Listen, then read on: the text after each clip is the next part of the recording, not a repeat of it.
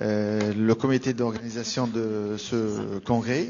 Donc, nous avons donné la tâche de parler de la fibromyalgie et de participer pour, je crois, la troisième fois avec vous, et spécialement mon maître, professeur Samir Nouira et Riyad Boukef. Alors, la fibromyalgie, je vois que j'avais pas 20 minutes, c'est 17 là. Déjà, c'est 20 minutes, c'est peu. Hein. Bon, alors, la fibromyalgie. Finalement, c'est un petit peu compliqué parce que, et comme vous le savez bien, c'est un thème qui est très compliqué, qui est très difficile à traiter. Et même si on cherche un petit peu dans la littérature, on va trouver beaucoup de choses, mais pas réellement beaucoup d'évidence. Donc la fibromyalgie, la définition la plus acceptée, ce sont des douleurs chroniques généralisées avec une sensibilité douloureuse ou une hypersensibilité douloureuse d'au moins 11 points. Parmi, on va voir ça, 18 points auparavant, mais les critères ont évolué. On va retenir douleurs chroniques généralisées avec une hypersensibilité au niveau de certains points du corps humain. Alors, j'ai fait une petite recherche sur le Web of Science pour voir un petit peu qu'est-ce qui se passe au niveau de la publication concernant la fibromyalgie. On voit bien qu'il y a une augmentation progressive ces dernières années. Et comme c'est attendu, la plupart des publications, c'est à propos du diagnostic, de la physiopathologie, parce qu'il y a toujours des nouveautés, il y a toujours des choses à dire, puis il y a quelques publications concernant le traitement, mais surtout le diagnostic, la physiopathologie et les complications de ce syndrome, de cette maladie, si on peut dire. Alors, la prévalence. J'ai trouvé un papier qui a été fait par l'équipe de médecine physique et de rhumatologie de Sfax et qui avait avancé les chiffres de 8,25 à 12,3% pour cette prévalence. Il y a un papier, au moins un papier français qui a avancé des chiffres qui ne sont pas très loin. En Allemagne, c'est 2,3% et aux USA, c'est 6,4%. Et il y a quand même une petite variabilité dans cette prévalence. Les médecins ne sont pas épargnés. Pour les résidents, c'est quand même la prévalence, elle est de 6 à 11,6%. Et chez les médecins praticiens, de façon générale, c'est assez élevé. C'est plus élevé que la communauté générale, a priori. 28,4%. Cette prévalence pourrait être expliquée, cette variabilité de prévalence pourrait être expliquée par quand même la variabilité un petit peu des critères diagnostiques et peut-être même l'application de ces critères qui peut être relativement hétérogène. Alors, qui pourrait être sujet à ce problème-là? Alors, il faut rappeler ou il faut insister sur le fait que pratiquement presque un tiers des fibromyalgiques qui sont diagnostiqués, c'est-à-dire les 2 tiers ne sont pas diagnostiqués. Ça, c'est un fait très très important. Les femmes seraient plus exposées que les hommes. La prévalence augmente avec l'âge, notamment après 60 ans. Il n'y a pas de différence significative pour la prévalence entre les pays occidentaux et en voie de développement. Et également, régions urbaines et rurales, il n'y a pas beaucoup de différences, c'est très semblable. A priori, il n'y a pas beaucoup d'influence de l'environnement. Alors, pourquoi on risque de développer la fibromyalgie? Il y a beaucoup de mécanismes. Le plus incriminé, c'est le dysfonctionnement des mécanismes centraux d'intégration de la douleur.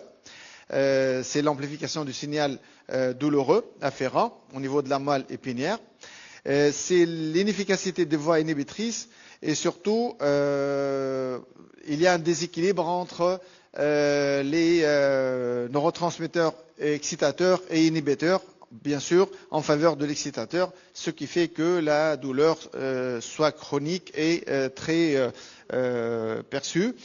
La théorie inflammatoire avec il y a des auteurs qui rapportent l'augmentation de certains facteurs pro-inflammatoires, notamment l'interleukine, le TNF. bon, mais ça reste un petit peu débattable. Le stress psychologique, il est rapporté également par plusieurs auteurs. Le facteur génétique, en fait, il a été constaté que il y a beaucoup de familles où on développe la fibromyalgie c'est-à-dire la descendance, les enfants, etc., sont en haut risque de développer la fibromyalgie également, avec une petite altération au niveau du chromosome 17. Alors, un petit clin d'œil sur la connaissance des médecins. Bon, les articles, c'est vrai que ce ne sont pas très très récents, mais il y a quelques articles qui datent un petit peu de 9-10 ans et qui avaient évalué un petit peu la connaissance des médecins. De façon générale, le médecin de libre pratique, ou surtout de première ligne, ou médecin de famille, oui, le rhumatologue. Alors, finalement, il y a, par exemple, dans cette étude tunisienne, et toujours par les équipes de Sfax, qui avait montré que à peu près 48% des praticiens considèrent la notion de douleur diffuse et la durée ou la chronicité au-delà de 3 mois, et disent même que ça doit être sensible aux anti-inflammatoires non stéroïdiens. On sait bien que c'est pas vraiment une règle, si on peut dire, de diagnostic. Sinon, également un bon pourcentage qui retiennent tout ce qui est douleur, fatigue excessive, la faiblesse musculaire, le problème de sommeil et le stress psychologique. Également, il y a une grosse étude en Chine et qui avait montré que quand même à peu 30% des rhumatologues en Chine considèrent que c'est un problème psychologique. C'est-à-dire l'organicité de ce problème n'est pas tenue en compte et qui éprouve un problème pour diagnostiquer et pour traiter. Et également, il y a une étude qui a concerné plusieurs pays européens avec le Mexique et l'Australie, si je ne me trompe pas. Donc, c'est une grosse étude et qui avait quand même trouvé qu'il y a toujours un petit problème avec certaines spécialités pour reconnaître la fibromyalgie et pour la traiter convenablement, ou pour reconnaître qu'on est en train de bien traiter nos patients. Alors, le diagnostic. Le diagnostic, au début, il y a même certains auteurs, à un certain moment, il y a des années, qui disent que peut-être ça ne sert à rien de diagnostiquer, parce que ça risque de mener vers la surmédication, de mettre le patient en doute, et donc c'est, comme ils disent les anglo-saxons, c'est unhelpful, donc ça n'a pas beaucoup d'importance. Mais il y a d'autres études, je pense prospectives et plus, comment on dit, sérieuses, qui ont démontré que ça aide le patient à comprendre son problème, à se rassurer, à l'encourager pour la poursuite de son traitement, et surtout ils ont trouvé une diminution du nombre de visites médicales, une diminution de la médication et des explorations, et du coup une diminution du coût. Et ça, c'est important, à peu près dans les 3 ans qui ont suivi le diagnostic de fibromyalgie. Donc, finalement, peut-être qu'il vaut mieux insister sur le diagnostic et le prononcer au patient. Généralement, le problème, le délai de diagnostic peut aller jusqu'à 2 ans et plus. Donc, il y a toujours un sous-diagnostic de ce problème-là. Et en moyenne, un patient qui a été diagnostiqué, il aurait visité au moins 4 patients en moyenne, avant d'être diagnostiqué avec la fibromyalgie. Alors, le diagnostic est purement clinique, il repose sur des critères. Les critères les plus anciens, c'est du Collège américain de rhumatologie. Ces critères-là, on le connaît depuis notre résidana, les 11 points sur les 18 points, donc douloureux. Et ces critères de 1990 ont été un petit peu mis à jour en 2010-2011. Et là, on a introduit la notion de fatigue, la notion de troubles cognitifs, l'effet sur le problème, sur la capacité cognitive, et les troubles du sommeil. qui n'a pas été prise en compte auparavant.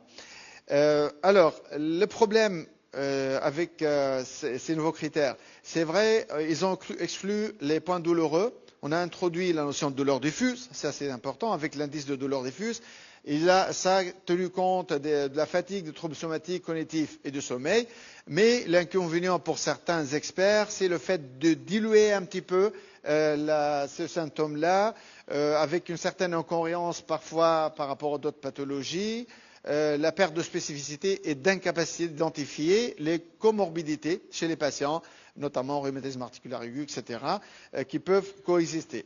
Et du coup, il y a eu une révision en 2016, et c'est la dernière, et cette révision avait donné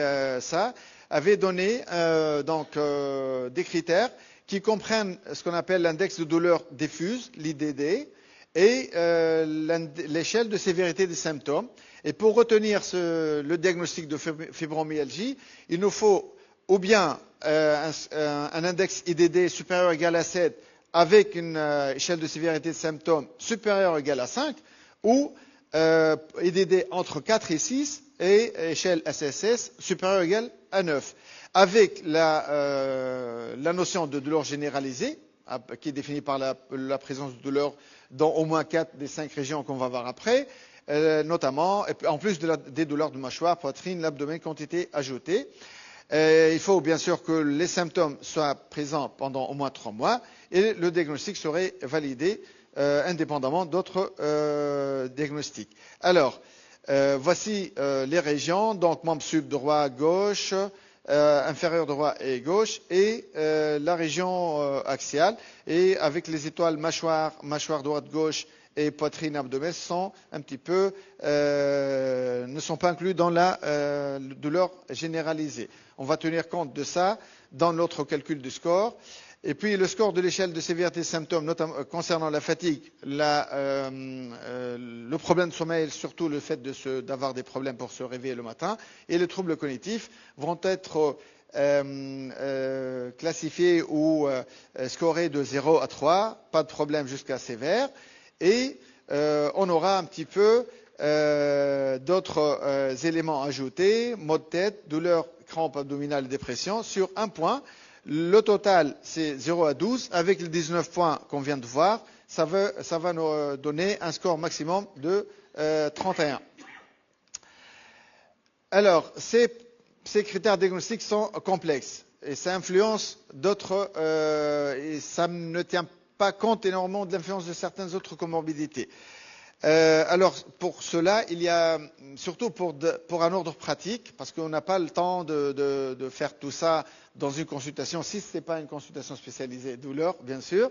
Et du coup, il y a beaucoup d'échelles qui sont conçues pour des entretiens téléphoniques ou pour mail, etc., pour faire des enquêtes comme le score AAPT, donc l'American Association of Physics Teacher 2018, Fibromyalgia Assessment Stats, etc., le FAST, le FEST, etc., le The London Fibromyalgia. En tout cas, tous ces scores-là ont été utilisés récemment pour l'inventaire, notamment chez les médecins.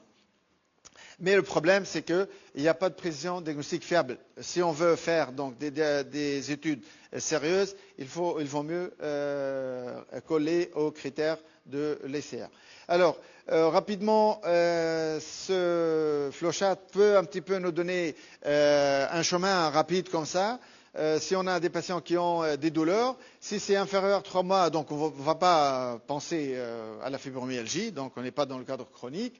Si c'est supérieur à 3 mois, on va voir s'il y a des éléments donc la douleur diffuse ou pas. Si oui, on va un petit peu essayer d'éliminer les autres pathologies, les pathologies dysimmunitaires, les maladies de système, etc. S'il n'y a pas de problème à ce niveau, donc on va juste compléter par des examens biologiques modestes. Sinon, on va entrer dans le cadre un petit peu des maladies de système, etc., ou inflammatoires, rhumatismales inflammatoires. Et le tout va nous amener, si on est un petit peu orienté vers la fibromyalgie, pour un petit peu évaluer la fatigue, la difficulté de concentration, le trouble du sommeil, et finir par aller chercher les points douloureux. Alors, les diagnostics différentiels, il y en a beaucoup, tous on le sait bien, notamment le syndrome de fatigue chronique, ça c'est parmi les syndromes les plus qui pourraient être confondus avec la fibromyalgie. La différence c'est que dans le syndrome de fatigue chronique, l'effort il est très très mal perçu par ces gens-là, plus que les gens qui ont de la fibromyalgie, avec même un malaise après les efforts. Puis il y en a d'autres, comme le syndrome d'apnée-sommeil, bien sûr la polyarthrite rhumatoïde, etc., et avec leurs éléments diagnostiques. Alors, la prise en charge. Les objectifs de la prise en charge, c'est le traitement de la douleur, de la fatigue et de la qualité de vie. C'est ce qu'attend le patient. Il y a là le traitement médicamenteux, l'autogestion, il faut essayer de réduire les symptômes, améliorer l'état de santé. On ne peut pas traiter tous les symptômes, ça c'est très difficile. Et il faut retenir qu'il y a un effet cumulatif de plusieurs stratégies thérapeutiques. Alors, les anti-inflammatoires non stéroïdiens, paraît-il, les patients préfèrent les ANS par rapport aux antalgiques paracétamol. Et ça donne une amélioration de la douleur avec une évidence faible. L'association tramadol et acétaminophène serait efficace sur la douleur et la fonction physique. Les antidépresseurs, du l'oxétine, a un effet efficace sur la douleur, la fatigue et l'humeur dépressive et la qualité de vie, mais l'effet de taille est faible sur la douleur. L'effet de taille est marginal malheureusement sur la fatigue, trouble du sommeil et qualité de vie. Alors, l'amitriptyline, on peut l'utiliser bien sûr, ça améliore la douleur, la fatigue, sommeil et qualité de vie, mais toujours l'effect size est faible à modéré avec des problèmes méthodologiques. La même chose pour la cyclobenzaprine. On a une amélioration, mais le problème, c'est toujours l'impact clinique n'est pas très fameux. La prégabaline serait efficace ou a un effet bénéfique sur la douleur et le trouble du sommeil. Et sur la fatigue et qualité de vie avec un dosage de 300 à 600 mg.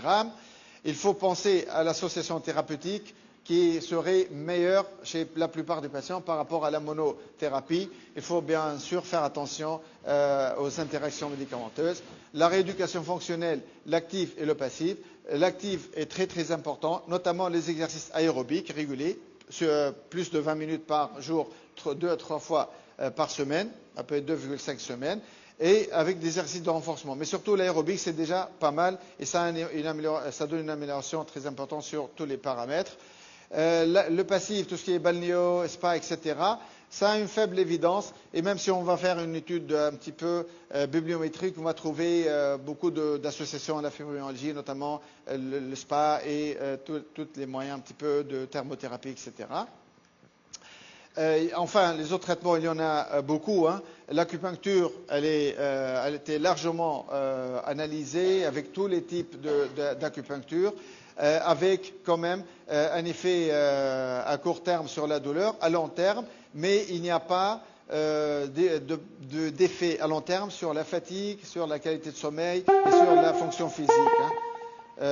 Voilà, donc la thérapie psychologique comportementale et thérapie d'acceptation et d'engagement sont des types très très importants de thérapie. On doit les associer, ça a une efficacité sur plusieurs symptômes de la fibromyalgie.